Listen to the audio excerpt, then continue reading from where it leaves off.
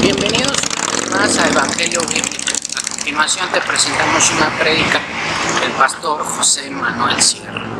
Recuerda que la Biblia dice: lámpara es a mis pies tu palabra y lumbrera a mi camino. Así que te invito a que pongamos mucha atención en el siguiente mensaje.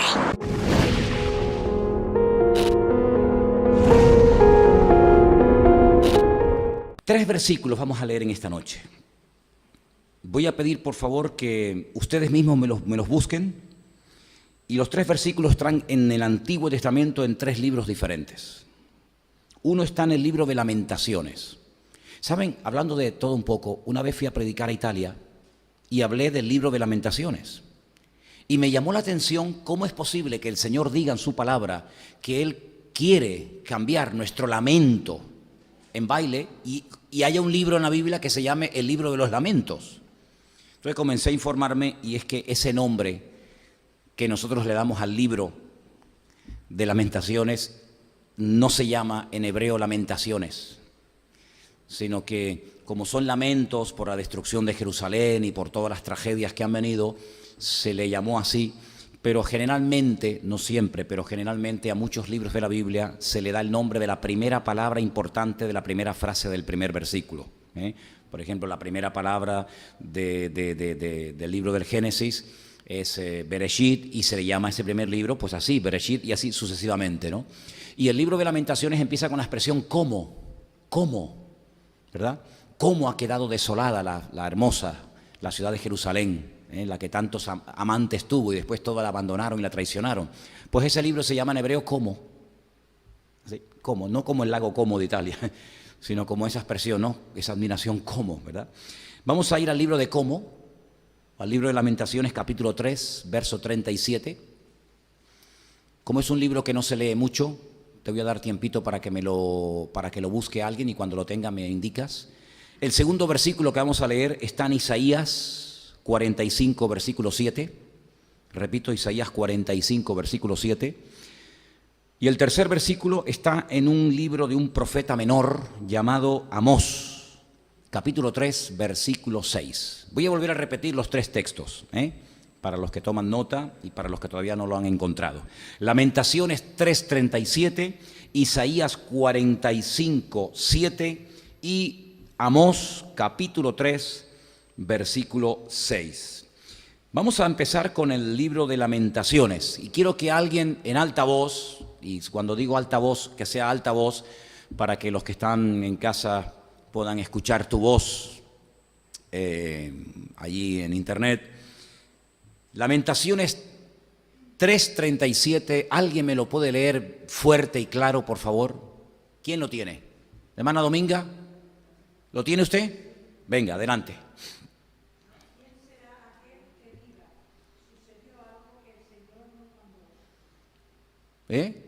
Interesante la pregunta, ¿no? ¿Quién se atreverá, no? ¿A quién se le ocurrirá decir que sucedió algo que el Señor no mandó?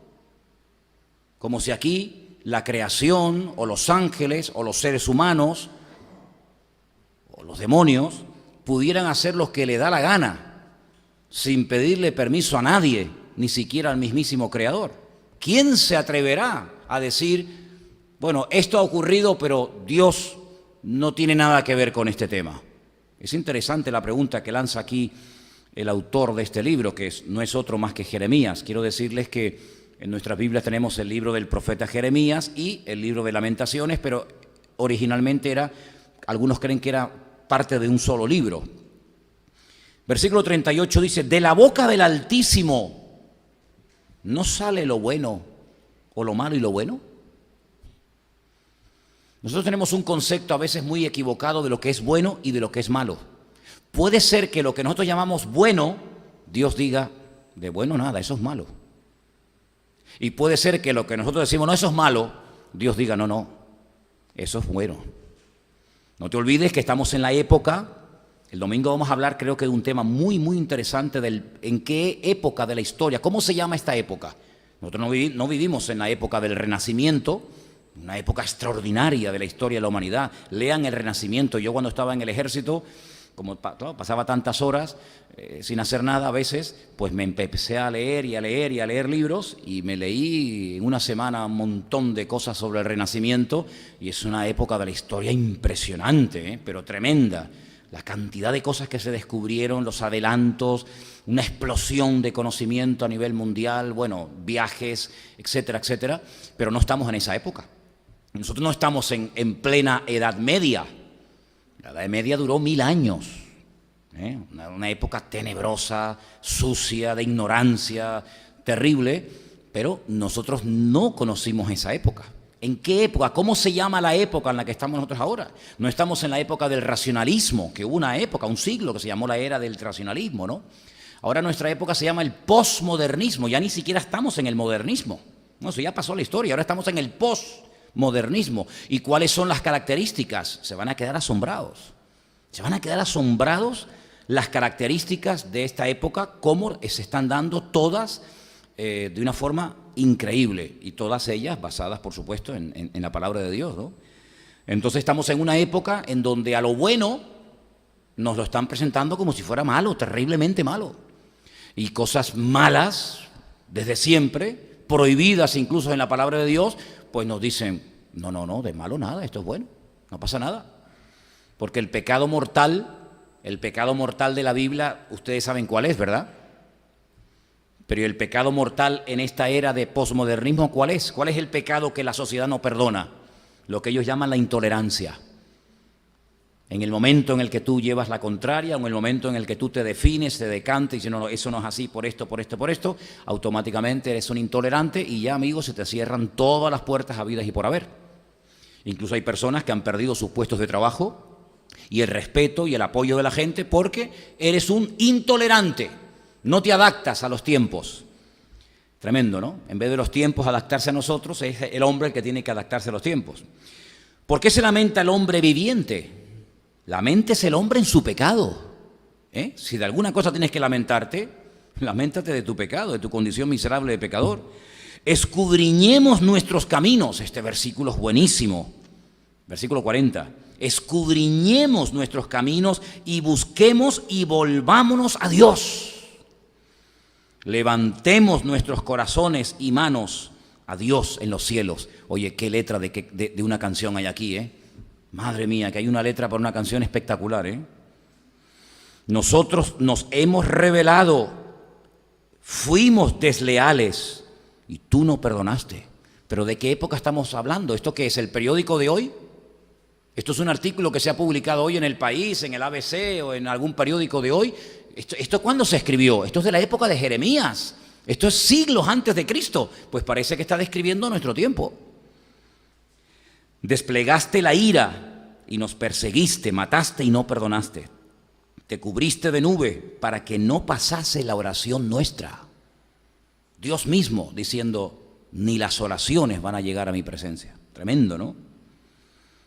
Nos volviste en oprobio y abominación en medio de los pueblos. Todos nuestros enemigos abrieron contra nosotros su boca.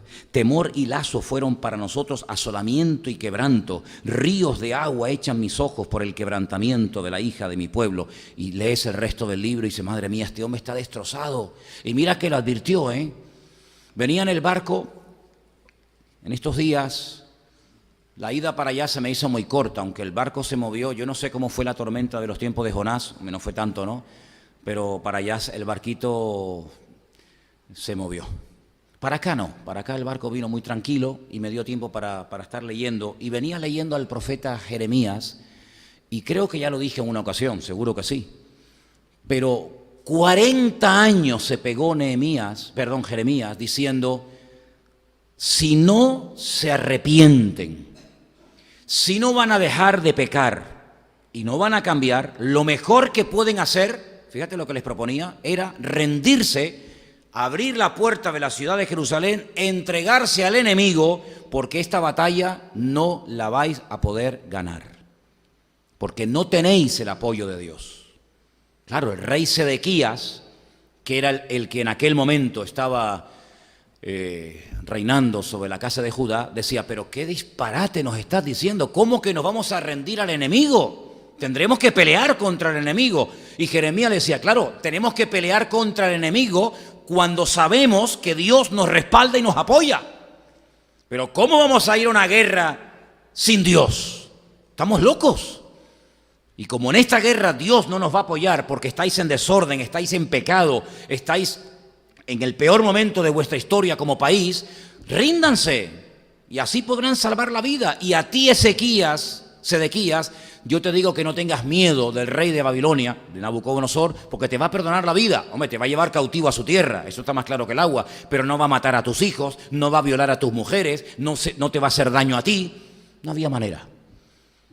Lo metieron hasta en la cárcel, en pozos vacíos, pero que estaban llenos de barro, y allí lo metían, y el hombre quedaba como clavado en aquel pozo, de tal manera que cuando quisieron sacarlo, dice que tuvieron que ponerle trapos debajo de los sobacos para que al tirar de él no lo partieran, ¿verdad?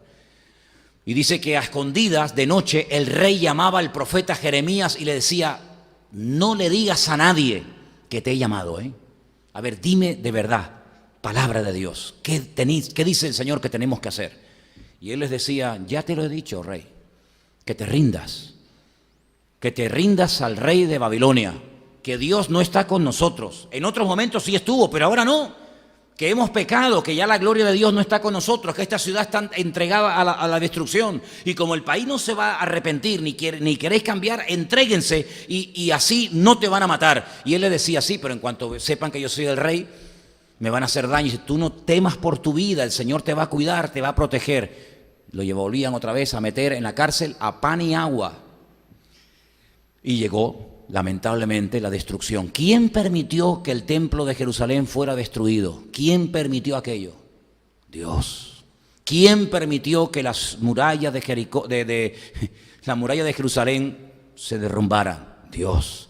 ¿Quién le permitió al rey Nabucodonosor, rey pagano, idólatra, etcétera, etcétera, que destruyera y matara a miles y a miles y a miles de personas en Jerusalén? Dios. ¿Quién le permitió al rey Nabucodonosor y a su capitán Nabuspasarán, creo que se llamaba así, que llevara a miles de personas a Babilonia, entre ellos los jóvenes que hablamos antes, en la canción que cantamos, incluido Daniel? ¿Quién permitió toda aquella masacre? Dios, ¿sí o no? Porque dice aquí, lo hemos leído esta noche, ¿quién será aquel que diga que algo sucedió y que Dios no lo mandó? A Sedequías se escapó de noche. Hay una cueva en Jerusalén por la cual él huyó y se fue hasta el desierto, y en Jericó dice que lo atraparon, le arrancaron los ojos y se lo llevaron encadenado a Babilonia, y allí murió después de haber matado a sus hijos y violado a las mujeres, etcétera, etcétera. ¿Te das cuenta las tragedias que se podían haber evitado? Las muertes, la sangre derramada que se podía haber evitado si este hombre se hubiera rendido y hubiera dicho, mira, pues en esta guerra no vamos a perder ni un minuto porque Dios no está con nosotros. Y cuando Dios está con nosotros, adelante, hermano, no hay que tenerle miedo a nada ni a nadie. Pero, hermano, como te metas en un lío en el cual Dios no te haya metido o te haya dicho que te metieras, puedes perder la vida. Puedes perder la vida. Y te recuerdo que solamente tenemos una. Bueno, pues todo esto lo permitió el Señor. No fue el diablo el que destruyó Jerusalén, ¿eh? Nabucodonosor fue un instrumento. ¿Sabes que en el libro de Jeremías hay un momento en el que el Señor a Nabucodonosor lo llama mi siervo Nabucodonosor? Es como el látigo, el azote que yo voy a utilizar para castigar a mi pueblo. Así que en este momento dice, yo también lo voy a tratar a él, cuidado, yo también lo voy a juzgar a él, que él no es el niño bueno de la película, pero en este momento tengo que utilizarlo a él como mi siervo, como mi instrumento para castigarles a vosotros. Y así fue. País un desastre, el templo quemado, bueno, un desastre. Quedaron unos poquitos. Y entonces el rey de Babilonia puso allí a un capitán que le dijo a Jeremías, mira, si quieres ir a Babilonia, puedes venir, si te quieres quedar aquí, te puedes quedar. El rey dice que hagas lo que quieras, a donde quieras ir, que vete con libertad. Él suelta hoy tus cadenas y te libra de la muerte. Jeremías dice, no, yo me quedo aquí.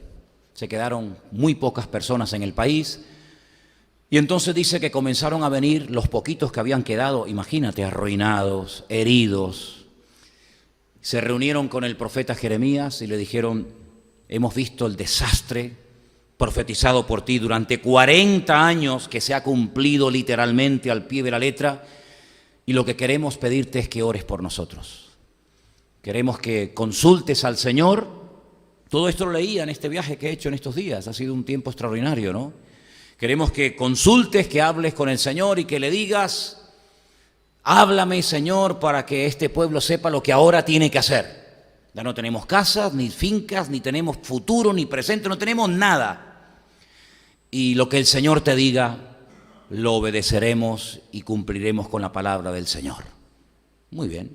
Jeremías se va a orar y se pega 10 días. 10 días. A mí me hace gracia cuando hay gente que dice: no, es que Dios me dijo, es que Dios me dijo. Dios te dijo. Y estos hombres de Dios se tenían que pegar a veces semanas esperando en la presencia del Señor, y tú descuelgas el teléfono y ya Dios te dice: hola, ¿qué tal? Buenos días.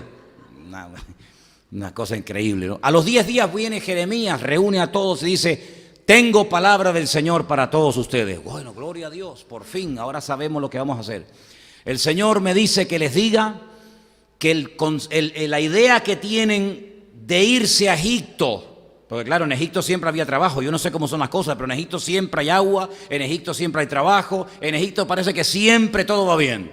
Pues el Señor me dice que les diga que ni se les ocurra ir a Egipto, porque la espada que teméis, las pestes que teméis y el miedo que tenéis de quedaros aquí, el rey de Babilonia también va a ir a Egipto. Fíjate la distancia que hay, ¿eh? No sé cómo estás de geografía, pero de Babilonia hasta Egipto hay una tirada.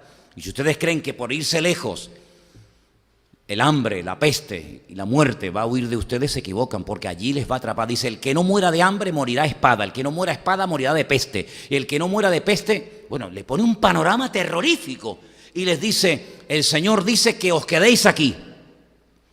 Es un disparate, pero si el Señor lo dice, pues gloria a Dios, que nos quedemos aquí, porque aquí el Señor nos bendecirá y vamos a poder levantar el país. Y bueno, y aunque esto pinta muy feo, pues el Señor nos dice que no temamos y que aquí vamos a ser bendecidos y tal y cual. Termina la exposición del profeta Jeremías.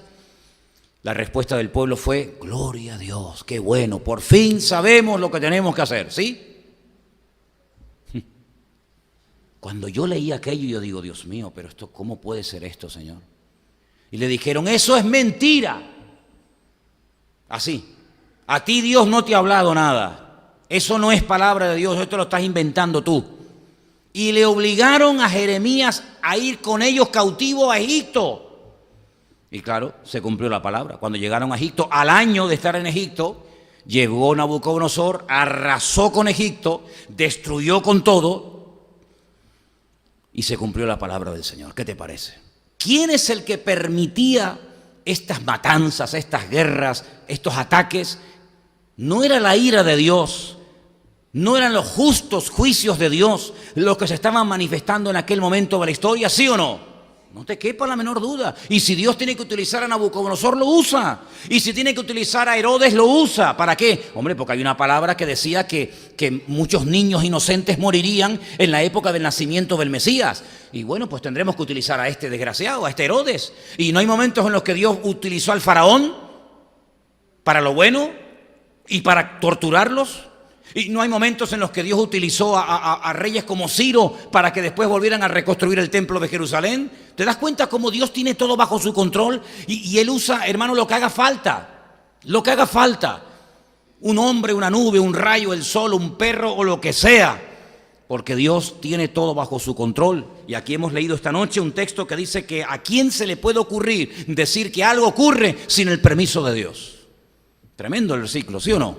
Vamos al segundo. Isaías 45, versículo 7. ¿Quién lo va a leer, por favor? Beatriz, ¿lo tienes? Venga.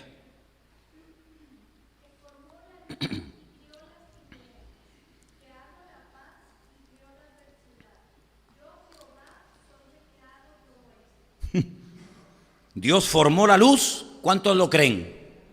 Dijo Dios: sea la luz, y fue la luz. Así que con la primera parte del versículo, ¿estamos de acuerdo, sí o no? Bien. Creó las tinieblas, ausencia de luz, tinieblas.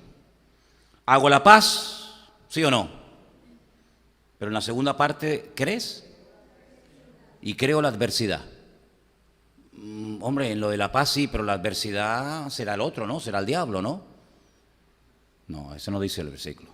La Biblia dice que yo formo la luz y creo las tinieblas, que hago la paz y creo la adversidad. Yo soy el Señor el que hago todo esto. Cuando tú comiences a conocer más del Señor, te vas a dar cuenta de que Dios puede hacer mucho más de lo que tú te puedas imaginar. Hay gente que tiene un concepto muy particular de Dios y dice, bueno, eso Dios no lo puede hacer. Mira, Dios puede hacer eso y 1000 veces más. Eso y 1000 veces más. ¿Cuántas veces yo he dicho desde este mismo púlpito, ¿quién mandó el diluvio a la humanidad? ¿Quién mandó el diluvio? ¿Quién le dio orden a las aguas de abajo que subieran y a las de arriba que bajaran? ¿Quién fue el que advirtió a través de la boca de Noé que iba a venir un diluvio? ¿Y quién fue el que después mandó el diluvio? ¿Quién fue? Porque yo no veo al diablo por ninguna parte. Yo veo en todo momento a Dios diciendo, voy a hacer esto, esto y esto, si no hay un cambio, si no hay una conversión genuina. ¿Y pasó o no pasó? Hombre, ¿cuántos murieron en el diluvio? ¿10? ¿50? Bueno, nadie sabe exactamente la cifra, pero yo creo que miles. Y que yo sepa, el diluvio lo mandó Dios. ¿Que lo advirtió? Sí. Pero el diluvio lo mandó el Señor. Algunos dicen, bueno, pero hay algo que la gente habla muchas veces y se cargan de razones cuando dicen, pero bueno, es la naturaleza. La naturaleza, ¿no? La madre naturaleza, ¿no? Incluso en algunas culturas le dan a la naturaleza poderes que Dios no le ha dado. Por eso en algunos lugares las criaturas han terminado adorando a la creación misma, ¿verdad? La famosa Pachamama, la madre tierra, ¿no? Como que de ella viene toda, ¿eh? Y hay que adorar la tierra, porque al fin y al cabo del polvo venimos y al polvo nos vamos. Pero las leyes de la naturaleza y la naturaleza misma, ¿quién la creó? ¿O es que Dios no sabía que con las leyes que Él le iba a dar, porque la naturaleza, las leyes que tiene, alguien se las tuvo que dar? Las limitaciones de la naturaleza, ¿quién se las puso? Dios se las puso. ¿Quién le dijo al mar, hasta aquí llegas, amigo? ¿Quién le dijo al sol, tú ahí? Y a la luna, tú allá? Y a Plutón, tú aquí? ¿Y quién creó el magnetismo? ¿Y quién creó las leyes de la física? ¿Quién creó todo eso? Las creó el Creador, las creó Dios. Bien, Dios creó a la naturaleza con la capacidad de producir terremotos. Sí, claro. ¿O es que Dios no sabía que la Tierra en un momento determinado puede explotar y puede mandar toneladas de lava afuera y matar a personas? Claro que lo sabía. ¿O es que Dios no sabe que ¿verdad? Con la corteza terrestre, las capas continentales pueden chocar la una contra la otra y producir tremendos terremotos? ¿O es que Dios no sabe que la naturaleza podría producir huracanes y maremotos y tsunamis? Pues claro, ¿cómo no lo va a saber? Pero sí fue Dios el que dotó a la naturaleza de esa capacidad. Luego, no es la naturaleza la que unilateralmente decide mañana un terremoto, pasado un tsunami, mañana un huracán, mañana un tornado, que no es lo mismo un huracán que un tornado, no tiene nada que ver una cosa con otra. Y mañana, ¿quién es el que permite todas esas cosas? Satanás es el que ahora vamos a darle atribuciones de Dios teniendo poder sobre la creación. Dios no ha perdido, el Creador no ha perdido su poder y su dominio y su autoridad y su control sobre todo lo creado, incluido tu vida y la mía. ¿Cuántos dicen amén? Todo está bajo el control de Dios. Y hay momentos en los que Dios, en un lugar, si hay cambios, manifiesta su misericordia. Y hay otros momentos donde en el mismo lugar, si no se produce un cambio genuino, pues puede derramar su ira. En diciembre tengo que ir a dar un seminario de 3 días, o de varios días, a Suiza. Y me han pedido algo que yo nunca me lo han pedido así. Me han pedido que durante todo un día sábado, por la mañana y por la tarde, dé un estudio sobre todos los profetas mayores y menores del Antiguo Testamento. Nahum, Habacuc, Sofonías, Malaquías, Ageo, Isaías, Jeremías, Daniel, Ezequiel. Claro, tú imagínate las horas que me tengo yo que pegar para poder explicar uno por uno cada profeta, cada libro, qué dicen Bueno, imagínate, un trabajo de chinos aquello, ¿no? En fin. Pues resulta de que en el libro de Jonás, estoy haciendo un resumen de cada libro para poder explicar, en el libro de Jonás, el Señor manda a este hombre al imperio más corrupto de la tierra, al más depravado, a un imperio que no solamente ganaba batallas, sino que a los que conquistaba los machacaba como si fueran ratas. Los quemaban, los empalaban, les cortaban la cabeza, los torturaban, le hacían las mayores barbaridades que te puedas imaginar. Esos eran los asirios, cuya capital era Nínive. Y allí le dice el Señor al profeta Jonás, vete a predicarle. Es como si el Señor mañana me dice, vete a predicar a, no sé, ¿dónde estarán ahora? En Siria o en Afganistán o en Irán. Vete a predicarles a los jefes del ISIS, del Daesh. Digo, ¿quién yo? Señor, ¿no puedes mandar a Juan Carlos? Señor, manda... No, quiero que vayas tú. Yo, así en crudo, diría, Dios, con los sitios que hay, no me puedes mandar a otro sitio, ahora tengo yo que ir allí. Además, cuando me vean que soy cristiano, que soy pastor, imagínate. Claro, Jonás dice, yo no voy allí ni loco. Judío, que voy a predicarles en contra de su religión, en contra de sus barbaridades. Así el hombre salió corriendo. Es que criticamos a Jonás, pero es que yo también lo hubiera hecho, hermanos. Y claro, él se fue en un barco de vela, yo me hubiera ido en lo más rápido, y cuanto más lejos mejor. Pues el Señor, oye, no paró hasta llevarlo a Nínive. Y para sorpresa de él, el hombre predica y se convierte en todos se convierte, desde el mayor hasta el menor. El rey se humilló, hasta los perros, dice la Biblia, que ayunaron ese día, y Nínive no fue destruida y se salvó milagrosamente. Nunca ha habido un ejemplo de una ciudad entera que se haya convertido, por lo menos entre comillas temporalmente, como en el tiempo de Jonás. Pero leyendo el libro de Nahum, porque los libros de los profetas menores son muy interesantes, son muy bonitos, tienen cosas preciosas muchos de ellos. En el libro de Nahum, aproximadamente entre 100, 150 años después de Jonás, todo el libro de Nahum habla acerca de la destrucción de Nínive. Es decir, que aquella conversión aparentemente les duró como muchos 150 años. A los 150 años, el mismo Dios que perdonó a Nínive, el mismo Dios que tuvo clemencia y misericordia y piedad de esa ciudad corrupta, pues llega y la destruye. El mismo Dios. No es que Nínive fue perdonada por Dios y Nínive fue destruida por el diablo. No. Es que el Dios que perdonó a Nínive es el mismo Dios que luego destruye a Nínive. El mismo. Y hay gente que no entiende este concepto de la naturaleza de Dios, que como Dios es muy bueno, pues claro, Dios no puede permitir ninguna cosa que se nos vaya de nuestro concepto, de nuestro... No, Dios puede permitir mucho más de lo que tú te imaginas. Y vuelvo a repetir lo que dije al principio del culto. A mí no me sorprenden que de vez en cuando se vean las manifestaciones del justo o de los justos juicios de Dios. A mí lo que me sorprende es que no se vean más. A mí lo que me sorprende es que España no haya sido destruida hace siglos. Porque si ustedes leen a los dramaturgos de hace 80, 90, 100 y pico de años en España, y ustedes leen lo que aquellos hombres decían de la sociedad española hace 150, 200 años, pues yo digo, pero si esta gente levantara la cabeza hoy en día, ¿se morirían otra vez? Porque ya hablaban de corrupción, hablaban de divisiones, hablaban de celos, hablaban de envidia, hablaban de barbaridades. Y yo digo, pues 150 o 200 años después, estamos peor que nunca. Así que a mí no me sorprende que en España haya sequía. A mí lo que me sorprende es que todavía haya agua en los ríos y que de vez en cuando llueva en España. A mí lo que me sorprende es eso, no que no llueva, sino que todavía siga lloviendo.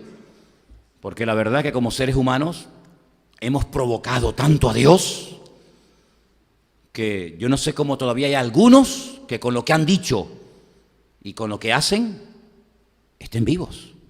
Créanme, sinceramente. Pero dice la Biblia en el Salmo 92 que cuando se levantan muchos impíos, cuando proliferan los impíos, leer el Salmo 92 es para ser todos destruidos a una, ¿verdad? Y dice la Biblia que la maldad llegará a un límite en el que Dios diga, basta. ¿Sabes que hay como un límite? Hay como un límite que Dios dice, ya no puedo permitir más. Hubo un límite en el diluvio. Dios dijo, no, ya con esto que habéis hecho, ya habéis sentenciado vuestra muerte. Hay un límite en la maldad del amorreo, dice la Biblia. Dice la maldad del amorreo aún no ha llegado al límite, pero cuando llegó, mira cómo fueron allí los israelitas, ¿no? Y hay un límite en Egipto, y hay un límite en España, y hay un límite en Europa, y hay un límite en el mundo. Y yo creo que estamos jugando con fuego, y estamos llegando a un límite en el que los justos juicios de Dios se van a derramar de una manera impresionante entre nosotros. Así que Isaías 45:7, que lo leímos, lo dice muy claramente. ¿Lo podemos poner otra vez en la pantalla, Johnny? Isaías 45, versículo 7. El que formó la luz y creó las tinieblas, el que hizo la paz y crea la adversidad, y dice, yo soy el Señor el que hago todo esto. Pero hay uno más, y dijimos que era el de Amós, capítulo 3, versículo 6. Y no sé si alguien lo tiene preparado para leerlo. A Juan Carlos, vamos. Amós 3, 6.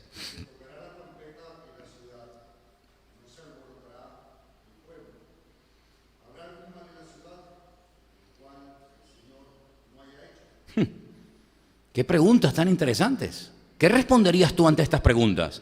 Si se te presenta y te dice en la cara, Amós, hermano, mira, ven para acá, te voy a hacer una pregunta. Claro, hoy en día el tema de la trompeta en la ciudad, a lo mejor a ustedes les suena un poco... Bueno, si te suena el móvil, te llega un mensaje de WhatsApp, ¿no cogerás el móvil a ver quién te escribe? ¿Sí o no? La maquinita diabólica, ¿eh? Se tocará la trompeta en la ciudad y no se alborotará el pueblo. ¿Cuándo se tocaba la trompeta en la ciudad? Cuando venía el peligro. Oye, prepárense que viene el enemigo. La atalaya estaba allí y decía, oye, ustedes no lo ven, pero que yo estoy más alto que ustedes y viene una multitud que vienen a por nosotros. Y el tío tocaba la trompeta y la ciudad se alborotaba. Venga, unos por aquí, unos por allá, cogían las armas y tal. ¿Habrá algún mal? No dice algún bien. No, dice algún mal. Es como la pregunta de qué es más fácil o qué es más difícil, decirle a ti te perdono tus pecados o levántate, toma tu lecho y anda. ¿Qué dice ese versículo? ¿Qué es más fácil o qué es más difícil? ¿Te acuerdas lo que estoy hablando? ¿Qué es más fácil, decirle al paralítico o qué es más difícil? Piensa, no es lo mismo. Bueno, pues aquí no dice, ¿habrá algún bien? No, ¿habrá algún mal en la ciudad el cual Dios no haya hecho? Porque no hará nada el Señor sin que revele su secreto a sus siervos los profetas. Si el león ruge, ¿quién no temerá? Si habla el Señor, ¿quién no profetizará? Por eso, el mismo Señor Jesucristo, que fue el mejor profeta de todos los tiempos, cosas que Él dijo hace 2000 años, hoy en día vemos que en nuestra sociedad, en esta era de posmodernismo, que analizaremos el domingo, Dios mediante, para nosotros son cosas normales, guerras y rumores de guerras. Ustedes dirán, pero hermano, siempre hubo guerras, la Biblia está llena de guerras. El otro día hablando con Esperanza me decía, uy, yo estoy leyendo el Antiguo Testamento y casi ya me salpica hasta la sangre, ¿no? Porque hay sangre por todos los lados. Cuando no son con los filisteos, son con los edomitas. Cuando no con los edomitas, siempre hay batallas por todos lados, y es verdad. Un día se me ocurrió, no lo he hecho, pero un día se me ocurrió decir, voy a ir sumando las cifras de muertos que de vez en cuando la Biblia dice. No siempre lo dice, pero hay momentos que dice, y murieron 45,000, a punto, ¿no?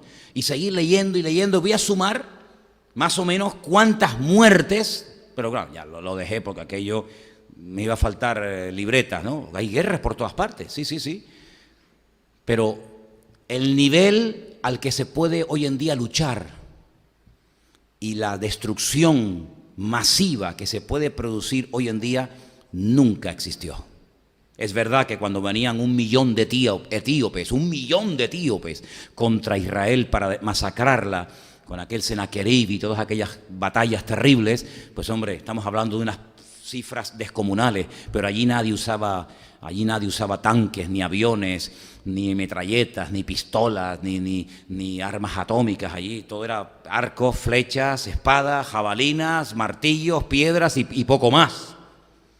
Pero es que hoy en día un señor te toca un botón y te puede mandar una bomba y te puede matar a 10 millones de personas así, en un segundo. ¿Cuándo se ha producido eso en la historia de la humanidad? Pues en esta época. Hoy en día hay países que tienen poder para destruir continentes enteros. En la época de Gorbachev, ¿os acordáis? Aquel político ruso que tenía aquella mancha en la frente, que decían, este es el anticristo. Sí, algunos decían, algunos hermanos, mira el anticristo. Y ¿cómo sabes tú que es el anticristo? Y dice, pues lleva la marca en la frente. No, el hombre lleva un lunar, como que una marca. Pero bueno, hay algunos que ven al diablo por todos lados, ¿no? Pues ya en la época de Gorbachev, vienen los años que han pasado, él llegó a decir que en aquel momento la Unión Soviética tenía 1.200 misiles, que eso no es nada, 1.200 misiles con cabezas nucleares, cada uno de ellos, más potentes que las bombas que los americanos lanzaron sobre Hiroshima y Nagasaki en la Segunda Guerra Mundial. Solamente un cohete, y tenían 1.200. Lo que han creado desde esa época de Gorbachev hasta hoy en día. Solamente la Unión Soviética, pero te recuerdo que hay potencias hoy en día en el mundo que también tienen armamento nuclear, Rusia, América, Israel, Pakistán, la India, Francia, etcétera, etcétera. Y probablemente alguna más que no sepamos. De momento, 6 o 7, pero ¿qué te parece? Para destruir países y continentes enteros. Bueno, alguien una vez hizo un cálculo, si se usaran todas las armas nucleares que hay en este momento en el mundo, todas al mismo tiempo, podría destruirse el planeta Tierra 3 veces. Todas las montañas, todos los ríos, todos los mares, todos los océanos, absolutamente todo, 3 veces. Destruimos la Tierra 1 vez, 2 veces y 3 veces. ¿Qué razón tenía Albert Einstein en los años 50 cuando dijo, si llegamos a una tercera guerra mundial, si llegamos, que vamos a ir a ella, la cuarta guerra mundial pelearemos con piedras y palos? Eso ya lo dijo Albert Einstein en los años 50. Si hay una tercera, la cuarta será con palos y piedras, porque no quedará títere con cabeza. ¿Qué te parece, amigo? Pues estamos a punto de que o bien o bien el otro, o bien por la derecha, o bien por la izquierda, en cualquier momento, porque claro, si tú tienes algo, ¿no tienes la tentación de usarlo? Si tú te compras un buen móvil y lo tienes en la caja, siempre en la cajita, ¿no? Y tú dices, tengo ganas de abrirlo y encenderlo, y este botón para qué es y tal. ¿Sí o no? ¿Tú serías capaz de estar 1 año con el último modelo, el iPhone 8, ¿no? Ese es el último, ¿no? Digo yo, no sé, tú sabes. El iPhone 8, el más perfecto. Te lo compras mañana y llegas a casa y dices, mira, el iPhone que me compré, ¿cuál es? El 8. No, el 8. Sí, el que te saca una foto y te quita kilos y te quita las arrugas y todo. ¡Qué maravilla! ¿Serías capaz de tenerlo hasta fin de año sin abrirlo, sin sacarlo de la caja? Yo no. Ustedes que están en un nivel superior, ¿verdad?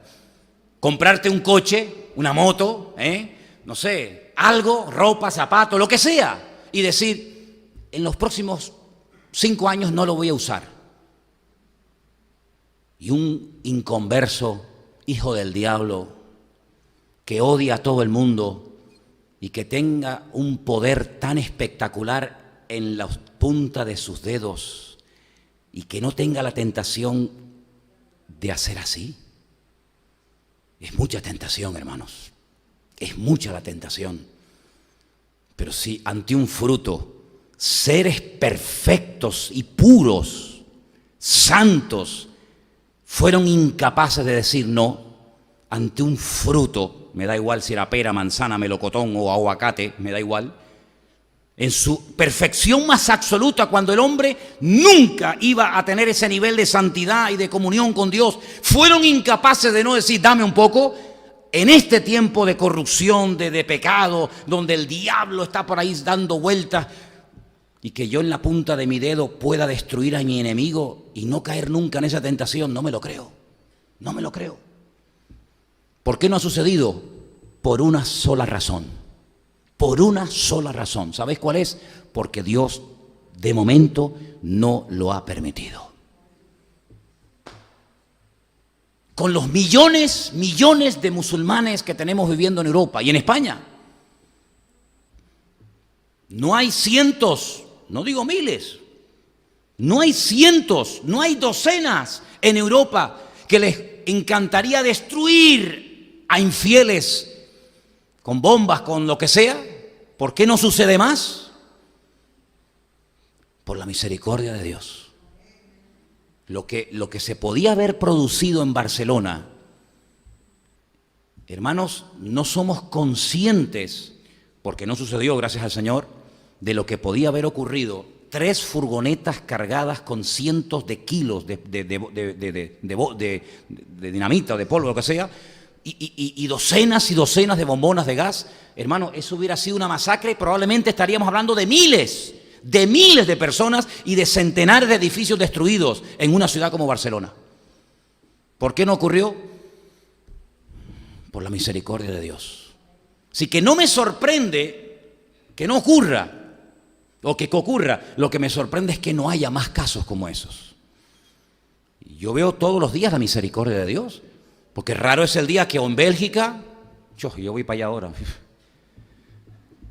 o en París, o en Ceuta y Melilla, que está aquí al lado, o en Madrid, o en Barcelona, no cogen a chavales que ya están preparados, ya a punto de inmolarse, pero todos los días. ¿Y por qué no hay más atentados? ¿Y por qué no hay más muertes? Íbamos navegando en el barco y iba hablando con unas personas y decíamos, cuando nos montamos para allá, para acá no, para acá sí nos controlaron los perros, la Guardia Civil y tal, pero cuando íbamos para allá, yo salía a las 6:30 de la mañana de aquí del puerto, rumbo a Huelva. No nos revisó nadie. No nos revisó nadie. Yo podía haber llevado a una persona escondida en el maletero. Nadie me abrió el maletero, nadie me preguntó nada. Pase. ¿Se imaginan? Una célula yihadista en un barco en alta mar. Cortan la radio, cortan las transmisiones, se lían a tiros. Hasta que llega alguien allí a salvarnos en alta mar. Aquello puede ser una carnicería. ¿Por qué no ocurren esas cosas? La misericordia de Dios. En estadios, en colegios, en universidades, en centros comerciales, en iglesias evangélicas. ¿Por qué no ocurren más cosas de estas? Por la misericordia de Dios, como para no creer en Dios, como para no creer en el Señor con lo que está cayendo. Entonces, hermanos, estos 3 versículos que hemos leído, el de Lamentaciones, el de Isaías y el de Amós, nos muestran que hay momentos en los que Dios, porque Él lo cree conveniente, y no significa que tenemos que entenderlo todo, hay momentos en los que Él quiere poner a naciones enteras de rodillas. Y hermanos, miles, y créanme, miles de personas y muchos cristianos que se habían apartado de los caminos del Señor cuando el famoso tema de las Torres Gemelas volvieron a las iglesias y veías a la gente de rodillas en las calles orando, como el famoso terremoto en Haití. Yo conozco hermanos que fueron de Italia a ayudar al terremoto de Haití, donde murieron miles de personas, más de las que dijeron. Y uno de ellos, un hermano de Remar, que fue allí a colaborar, me dijo que estaba un día en la casa duchándose, cantando. Mientras se duchaba, cantaba alabanza. A lo mejor no lo dejaban cantar en el culto. El hombre dice, se desahogaba en la ducha cantando al Señor. Y cuando salió de la casa, se encontró una multitud de gente en la puerta de la calle. Y él se asustó y dijo, ¿qué pasa? ¿Qué hacen ustedes aquí? Le dijeron, es que oímos cantar y hablar de Dios y cantar alabanzas al Señor y vinimos aquí atraídos por esta música. Fue algo increíble. Hermanos, brujos, practicantes de vudú, el escalafón más elevado de la santería, de la brujería, convertidos al Señor, llorando en las calles. Algo impresionante. Bueno, el Señor permitió aquel tremendo terremoto para llevar a Haití de rodillas. Yo no sé cuánto durará ese tiempo. Fue como Nínive, ¿no? Te arrepientes hoy y 100 años más tarde te tengo que destruir. Pero hay momentos que un terremoto, hay momentos que las Torres Gemelas, hay momentos que una guerra, hay momentos que una persecución ponen a países enteros de rodillas. Hombre, el Señor lo que quiere es que nos pongamos de rodillas y que nos humillemos a las buenas. Pero te voy a decir una cosa. El poder de Dios es capaz de poner de rodillas al más duro y al más soberbio que te puedas imaginar, ¿eh? Puso de rodillas a Nabucodonosor, ¿eh? Puso de rodillas a Belsasar, ¿eh? Puso de rodillas a Faraón, pone de rodillas al que él quiera. Y en estos tiempos nosotros estamos viviendo, y una de las cosas que tenemos que tener, pero clarísimas, clarísimas, es que todo está bajo el control de Dios. Hermanos, y concluyo, España no puede seguir más tiempo como está. España tarde o temprano, como cualquier otra nación de la tierra, tiene que ser tratada por el justo juicio de Dios. Y si lo de Cataluña, como en su momento lo de la ETA o lo que fuera, tiene que llevar a este país a buscar de Dios y a pedir misericordia y clemencia del Señor, pues bienvenido sea el justo juicio de Dios. Porque, repito, Dios no tiene ninguna necesidad de pedirle permiso a nadie, y Dios no le va a pedir perdón jamás a nadie. El perdón en el concepto de Dios no entra, eso es algo de nuestra relación de nosotros con Él, pero Dios no tiene que pedirle perdón a nadie, porque cuando Dios hace algo, no tiene que decir, ay, perdón, me equivoqué, lo siento. No, Dios cuando hace algo, lo hace justo. Las pruebas de Dios son justas, los juicios de Dios son justos, todo lo que Dios hace es justo, aunque nosotros con nuestro nivel muy limitado de justicia no entendamos todo lo que ocurre. Yo conozco gente que buscó en la enfermedad a Dios, ya que en la salud no lo buscabas, ya vas a ver cómo lo vas a buscar cuando te digan que te quedan 3 meses de vida. Ya vas a ver cómo vas a orar y ya vas a ver cómo te vas a humillar, que no siempre ocurre. Hemos tenido casos de personas que saben que se están muriendo, le hemos pedido que si querían que oráramos por ellos y nos han dicho descaradamente, no. Bueno, vale, ni la enfermedad te doblega, ¿no? Muy bien, pero nunca dirás que no tuviste tu oportunidad. Dios sabe perfectamente cómo hacer las cosas. Y estamos en unos tiempos en los que nosotros, créame hermano, más que nunca, nosotros jugamos un papel fundamental. ¿Por qué? Porque nosotros tenemos una palabra profética segura y es la única esperanza que le queda al ser humano, que es el Evangelio de nuestro Señor Jesucristo.